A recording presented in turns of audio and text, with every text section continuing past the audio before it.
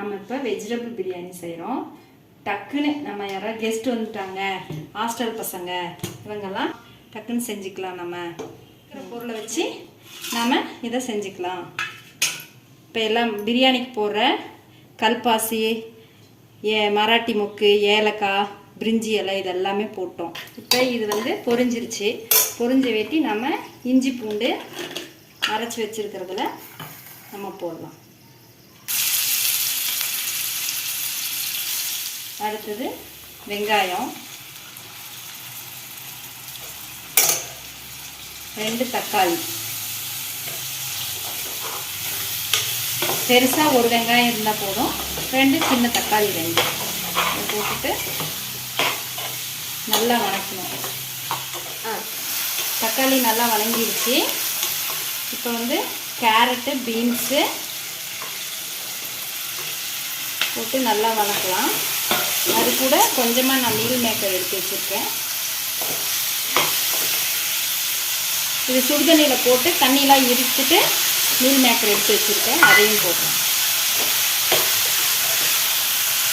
இதை நல்லா வணக்கிட்டு சரியான அளவு உப்பை இதுக்கு நம்ம சேர்த்துக்கிட்டோம். மஞ்சள் பொடி கொஞ்சமாக போட்டுக்கலாம். ஃபுட் கலரில் எதுவும் நம்ம சேர்த்துறதில்லை. இதுக்கு காய் நல்லா வதங்கிருச்சு.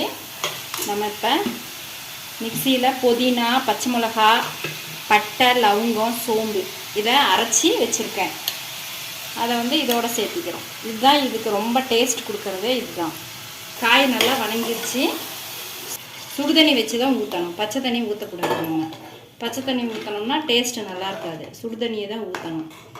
அது கூட நாமளே அரைச்சி வச்சுருக்கிற கறி மசாலா தூளை கொஞ்சம் போட்டுக்கிட்டு, கொத்தமல்லி தழை, புதினா தழை கொஞ்சம், ஏற்கனவே நம்ம அரைச்சி புதினாவும் போட்டிருக்கிறோம், அது கூட கொஞ்சம் இதையும் சேர்த்திக்கிறோம். வாசனைக்காக இதை நம்ம சேர்த்திக்கிறோம். நெய் கொஞ்சம் விட்டுக்கலாம். நெய் தான் நல்லா டேஸ்ட்டாக இருக்கும். தண்ணி கொதித்த உடனே இப்போ தான் நம்ம உப்பு காரம் பார்த்துக்கணும். நம்ம பார்க்கும்போது இப்போ உப்பும் காரமும் கொஞ்சம் தூக்கலாக, உப்பு வந்து கொஞ்சம் தூக்கலாக இருக்கணும். இப்போ நான் சீரக சம்பா அரிசி ஊற வச்சுருக்கிறேன், ஒரு அரை மணி நேரம் ஊற வச்சுருக்கேன். அதை இதோடு சேர்த்துக்கிறேன்.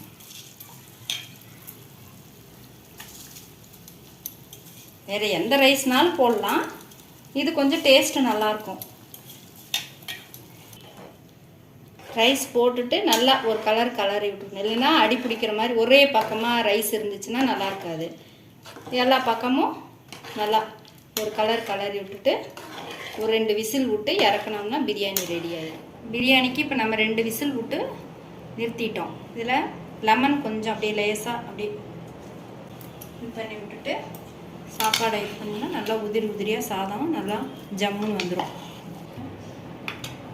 சாப்பாடும் ரெடி. தொட்டுக்க தயிர் பச்சடி, கேரட்டு, கொத்தமல்லி எல்லாம் போட்டு தயிர் பச்சடி ரெடி ஆயிடுச்சு. வாங்க சாப்பிட்லாம்.